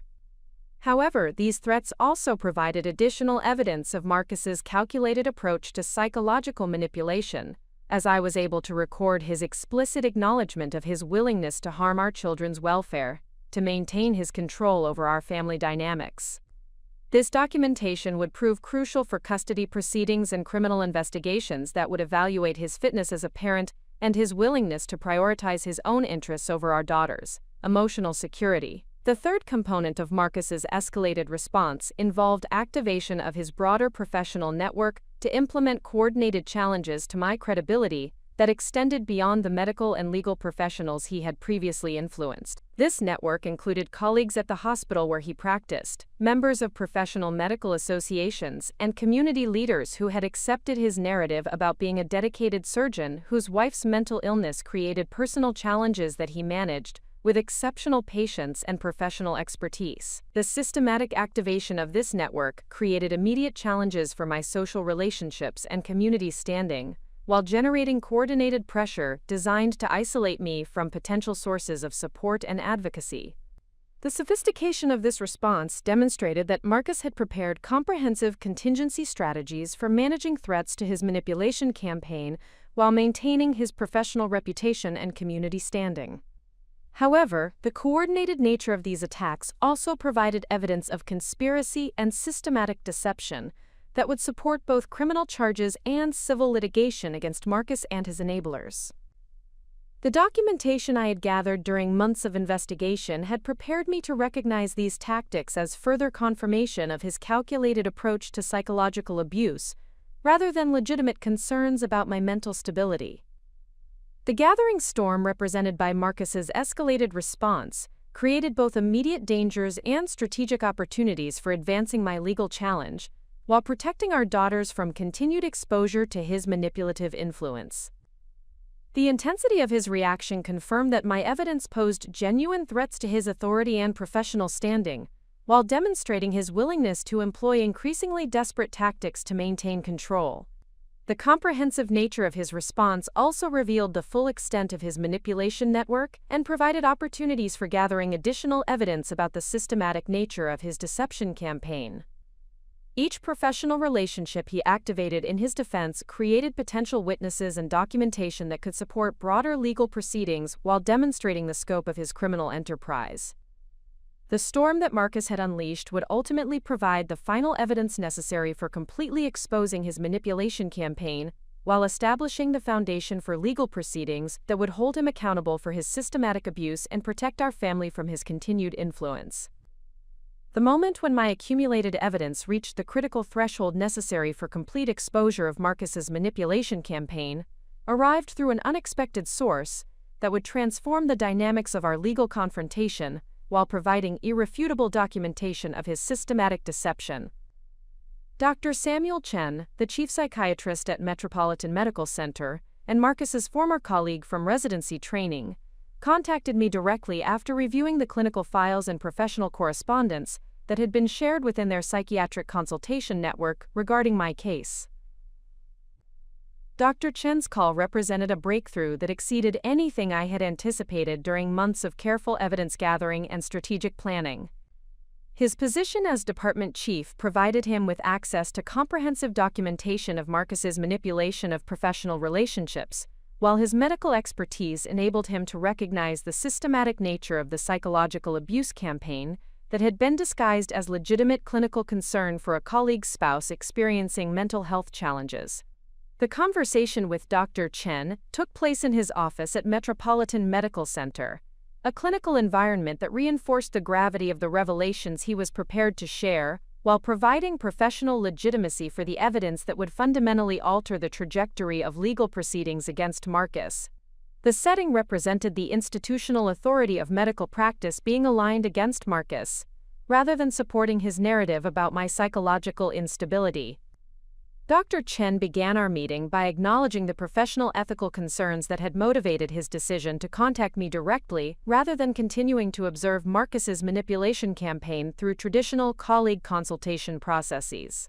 His review of the clinical documentation and professional correspondence had revealed patterns of behavior that violated fundamental medical ethics while demonstrating systematic abuse of professional relationships and institutional authority. The evidence Dr. Chen presented included detailed documentation of Marcus's deliberate misrepresentation of clinical information when consulting with other medical professionals about my psychological condition. The correspondence revealed that Marcus had provided selective and distorted information to psychiatrists and therapists treating me, ensuring that their clinical assessments would support his predetermined narrative about my mental instability, rather than reflecting objective evaluation of my actual psychological state. More significantly, Dr. Chen had discovered that Marcus had engaged in systematic manipulation of professional relationships by leveraging his surgical reputation and institutional standing to influence colleagues who lacked sufficient information to recognize the fabricated nature of his clinical reports. The psychiatric consultation network that should have provided independent professional oversight had been compromised by Marcus's strategic cultivation of relationships that prioritized colleague loyalty over patient protection and clinical objectivity. The documentation Dr. Chen provided included email correspondence, where Marcus had explicitly discussed strategies for managing professional colleagues who might question his assessment of my psychological condition. These communications revealed his understanding that successful manipulation of the medical establishment required careful management of information flow and strategic influence over key decision-makers who could affect clinical recommendations and treatment approaches. The evidence also demonstrated that Marcus had violated fundamental principles of medical ethics by practicing medicine on his own spouse through proxy relationships with other healthcare providers, while maintaining the pretense that he was simply a concerned husband seeking professional guidance about his wife's mental health challenges. This ethical violation created legal exposure that extended beyond family law disputes to include professional misconduct charges that could result in loss of medical licensure and criminal liability. Dr. Chen's willingness to provide professional testimony about Marcus's ethical violations represented a transformative development in my legal strategy that would establish credible medical authority supporting my allegations while demonstrating the systematic nature of his deception campaign. The institutional credibility represented by Dr. Chen's position and expertise provided validation that could overcome the professional relationships Marcus had cultivated to support his narrative about my psychological instability. However, Dr. Chen also revealed that Marcus's manipulation network extended beyond individual professional relationships to include systematic abuse of institutional processes and administrative systems within the medical establishment. His investigation had discovered that Marcus had influenced hospital administration and professional oversight bodies to accept his characterizations of ethical concerns raised by colleagues who had questioned his treatment of our family situation. This institutional manipulation had enabled Marcus to preemptively discredit potential challenges to his authority, while positioning himself as a dedicated professional whose personal challenges with his wife's mental illness required understanding and support from the medical community rather than scrutiny and investigation. The sophistication of this institutional strategy demonstrated the comprehensive nature of his deception campaign, while revealing additional criminal exposure related to fraud and conspiracy charges. The revelation of Marcus's institutional manipulation also provided insight into the broader scope of his professional misconduct and its potential impact on other patients and families who might have been affected by his willingness to abuse medical authority for personal objectives. Dr. Chen's investigation suggested that systematic ethical violations of this nature rarely remain isolated to single cases, but typically represent patterns of behavior that affect multiple victims over extended periods. The strategic implications of Dr. Chen's evidence required immediate reassessment of my legal approach and timeline for presenting comprehensive challenges to Marcus's manipulation campaign. The professional credibility and institutional authority represented by Dr. Chen's testimony provided opportunities for coordinated legal and regulatory action that could address both the immediate threats to my family and the broader pattern of professional misconduct that endangered other potential victims. Dr. Chen's collaboration also provided access to additional professional networks and investigative resources that could accelerate the evidence-gathering process, while ensuring that all aspects of Marcus's deception campaign were documented comprehensively enough to support successful legal proceedings.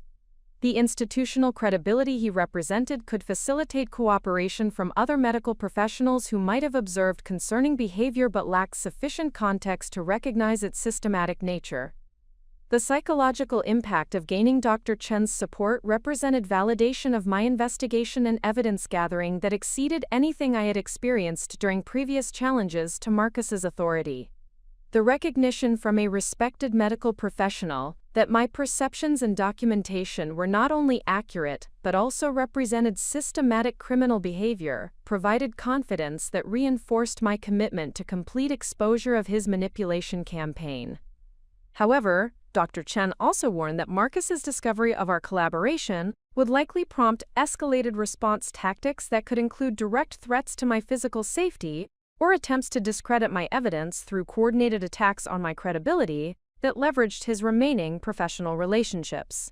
The comprehensive nature of his deception suggested that he possessed contingency strategies for managing existential threats to his authority and professional standing.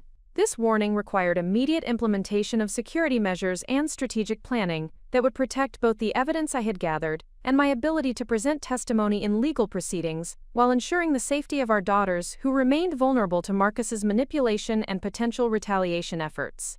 The escalation of stakes from family law disputes to criminal charges and professional misconduct proceedings created risks that extended beyond traditional custody and financial conflicts. The third phase of revelations provided by Dr. Chen involved documentation of Marcus's systematic research into involuntary commitment procedures and his cultivation of relationships with psychiatric facilities that could be influenced to accept patients based on fabricated clinical assessments rather than independent evaluation of mental health status. This evidence confirmed the most disturbing aspects of Sophia's revelations, while providing professional documentation of criminal intent behind Marcus's planned institutionalization strategy. The facility relationships Marcus had developed included arrangements with administrative personnel who could expedite commitment proceedings, while minimizing opportunities for independent medical evaluation that might challenge the clinical assessments he had fabricated to support involuntary treatment orders. These arrangements represented systematic corruption of psychiatric care systems that should have provided protection for vulnerable individuals, rather than enabling their abuse by manipulative family members. Dr. Chen's investigation had also revealed that Marcus had researched legal precedents and procedural requirements for involuntary commitment with the same methodical approach he applied to complex surgical procedures, ensuring that his fabricated evidence would meet technical criteria while avoiding scrutiny that might expose the fraudulent nature of his clinical claims. This professional-level preparation for criminal activity demonstrated both the calculated nature of his intentions and the sophisticated understanding of institutional systems that enabled his manipulation campaign. The evidence of systematic preparation for false imprisonment provided the strongest possible documentation of criminal intent, while establishing clear grounds for emergency legal intervention that could prevent implementation of Marcus's commitment strategy. The professional credibility of Dr. Chen's testimony about these arrangements would carry substantial weight with law enforcement authorities and judicial officials who might otherwise be reluctant to challenge medical assessments provided by credentialed professionals. The comprehensive nature of Dr. Chen's evidence also provided opportunities for broader institutional reform that could prevent similar abuse of medical authority and psychiatric care systems by other manipulative individuals who might attempt to weaponize professional relationships for personal objectives. The systematic documentation of Marcus's techniques and strategies could serve as educational material for training programs designed to help medical professionals recognize and respond to colleague misconduct. The revelation phase represented by Dr. Chen's collaboration marked the transition from individual evidence gathering to institutional validation and support that would enable comprehensive legal action against Marcus while protecting other potential victims from similar manipulation campaigns. The professional credibility and investigative resources he provided transformed my position from isolated challenger to supported advocate, with institutional backing for exposing systematic professional misconduct. The strategic advantage provided by Dr. Chen's evidence and testimony created opportunities for coordinated legal action that could address all aspects of Marcus's manipulation campaign, while ensuring that appropriate regulatory and law enforcement authorities were engaged to prevent future misconduct and protect other vulnerable individuals from similar abuse of medical authority and institutional systems.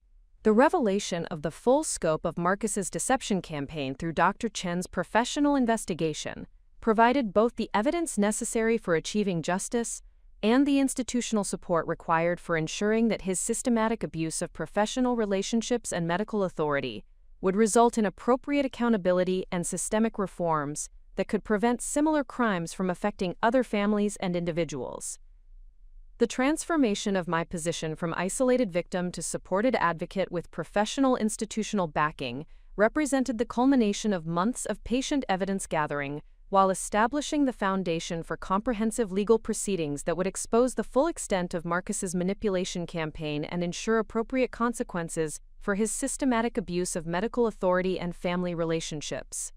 The systematic counterattack that Marcus launched following his discovery of Dr. Chen's collaboration represented the most sophisticated and dangerous phase of his manipulation campaign, revealing both the extensive network of professional relationships he had cultivated over his medical career and his willingness to employ increasingly desperate tactics to preserve his authority and prevent accountability for his systematic deception.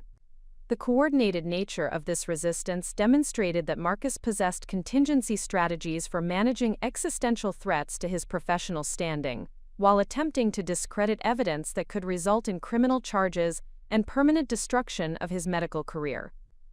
The initial component of Marcus's counterattack involved direct challenges to Dr. Chen's professional credibility through formal complaints filed with the medical board and hospital administration, alleging ethical violations related to his unauthorized review of confidential patient records and breach of colleague consultation protocols.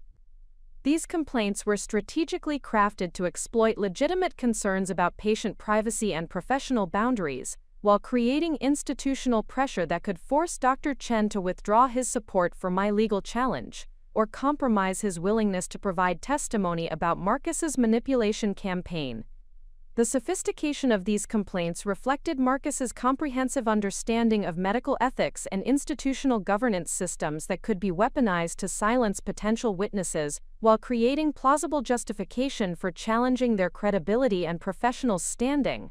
The formal nature of these complaints created immediate procedural obligations for institutional review that could delay or complicate Dr. Chen's availability for legal proceedings while generating documentation that Marcus could use to question his reliability as a witness. However, Marcus's assault on Dr. Chen's professional standing also provided additional evidence of his systematic approach to silencing opposition, while demonstrating his willingness to abuse institutional processes for personal protection. The timing and content of these complaints clearly indicated retaliatory intent rather than legitimate ethical concerns, creating exposure for additional charges related to witness intimidation and obstruction of justice that would strengthen the criminal case against his manipulation campaign. Dr. Chen's response to these professional challenges demonstrated both his commitment to exposing Marcus's misconduct and his understanding of the institutional dynamics that enabled systematic abuse of medical authority. Rather than retreating from his support for my legal challenge, Dr. Chen chose to document Marcus's retaliatory tactics as additional evidence of his willingness to abuse professional relationships and institutional systems to maintain control over potentially damaging situations. The institutional review processes triggered by Marcus's complaints also created opportunities for broader investigation of his professional conduct and examination of other cases where his behavior might have violated ethical standards or compromised patient care. The administrative scrutiny generated by his attempts to discredit Dr. Chen ultimately provided investigators with access to comprehensive records that revealed patterns of professional misconduct extending beyond our family situation. The second phase of Marcus's resistance involved activation of his broader professional network to generate coordinated challenges to my credibility that leveraged the social authority and institutional standing of his medical colleagues. This campaign included strategic communication to community leaders, medical professionals, and social contacts, who had previously accepted his narrative about being a dedicated surgeon managing his wife's mental health challenges with exceptional patience and professional expertise. The coordinated nature of these attacks required sophisticated management of information flow and strategic influence over key opinion leaders who possess sufficient social authority to affect community perceptions of our family conflict while generating pressure that could compromise my legal strategy. Marcus had apparently prepared detailed briefings about my alleged psychological problems that could be shared with influential community members who lacked the context necessary for recognizing the fabricated nature of his clinical claims. These community influence operations were particularly insidious because they involved individuals who genuinely believed they were supporting a respected medical colleague facing personal challenges, rather than participating in a coordinated campaign to discredit evidence of systematic psychological abuse. The manipulation of well-intentioned community members provided Marcus with credible advocates who could reinforce his narrative while shielding him from accusations of orchestrating deliberate attacks on my reputation and credibility.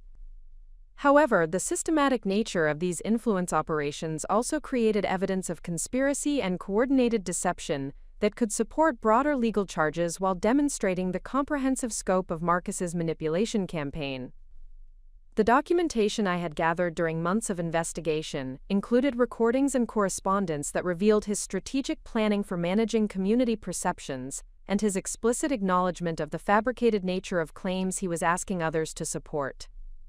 The third component of Marcus's resistance strategy involved direct legal challenges to the admissibility and credibility of evidence I had gathered during my investigation of his manipulation tactics. His new legal representation, which included attorneys specializing in criminal defense and professional liability, immediately filed motions challenging the legality of audio recordings and questioning the chain of custody for financial documents that demonstrated his unauthorized asset transfers and systematic exclusion of me from important family decisions. These legal challenges were designed to exclude the most damaging evidence from court proceedings, while creating procedural complications that could delay legal resolution and provide additional time for implementing alternative strategies to discredit my allegations. The technical nature of these evidentiary challenges required sophisticated legal response that could demonstrate both the proper collection methods used for gathering evidence and the compelling nature of the systematic patterns revealed through comprehensive documentation. The criminal defense attorneys Marcus had retained possessed extensive experience in challenging evidence related to domestic violence and psychological abuse cases, enabling them to employ established legal strategies for discrediting victim testimony while exploiting institutional biases that often favor professional defendants whose social standing and credibility exceed that of their accusers. Their involvement indicated that Marcus recognized the criminal exposure created by his manipulation campaign and was prepared to invest substantial resources in avoiding accountability for his systematic abuse. However, the legal challenges to my evidence also created opportunities for comprehensive judicial review of the documentation I had assembled, while establishing clear precedent for the admissibility of recorded conversations and financial records that demonstrated systematic manipulation and abuse. The involvement of experienced criminal defense attorneys validated the serious nature of potential charges while providing additional credibility for allegations that might otherwise be dismissed as marital conflict rather than criminal behavior. The fourth phase of Marcus's resistance involved direct intimidation tactics designed to discourage my continued pursuit of legal challenges, while creating psychological pressure that could force me to withdraw allegations or accept settlement agreements that would prevent public exposure of his manipulation campaign. These intimidation efforts included surveillance of my daily activities, strategic encounters in public settings designed to create anxiety and uncertainty, and implicit threats communicated through intermediaries who maintained plausible deniability about their connection to coordinated harassment.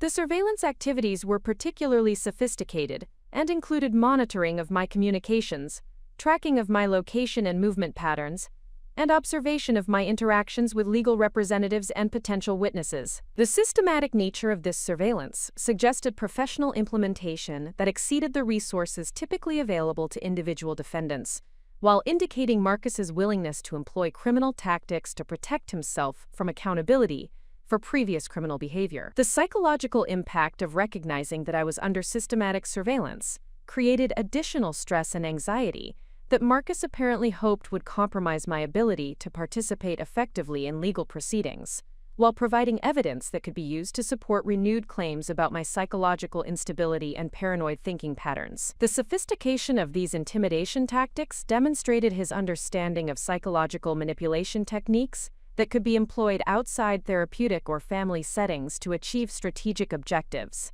However, the intimidation campaign also provided additional evidence of Marcus's systematic approach to silencing opposition, while demonstrating his willingness to engage in criminal behavior to avoid accountability for previous misconduct. The documentation of surveillance activities and intimidation tactics strengthened the criminal case against his manipulation campaign, while providing grounds for emergency protective orders that could limit his access to our family and restrict his ability to continue harassment activities. The fifth component of Marcus's resistance strategy involved systematic attempts to undermine my relationship with our daughters through intensified manipulation of their perceptions about our family conflict and their mother's psychological condition. This campaign included private conversations where Marcus characterized my legal challenge as evidence of deteriorating mental health, while positioning himself as the stable parent who could protect them from the trauma and embarrassment created by my allegations against him. The manipulation of Sophia and Isabella represented perhaps the most morally reprehensible aspect of Marcus's resistance campaign,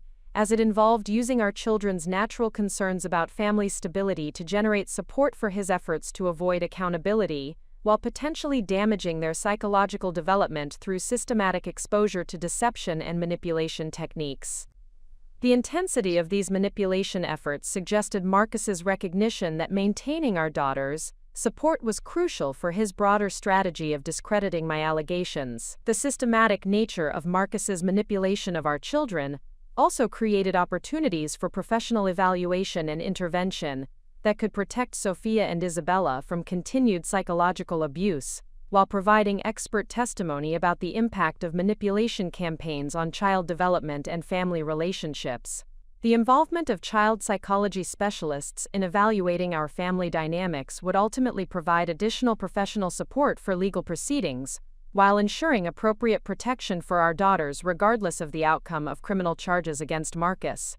The comprehensive scope of Marcus's resistance campaign demonstrated both his desperation to avoid accountability and his sophisticated understanding of institutional systems that could be exploited to discredit evidence and intimidate opposition.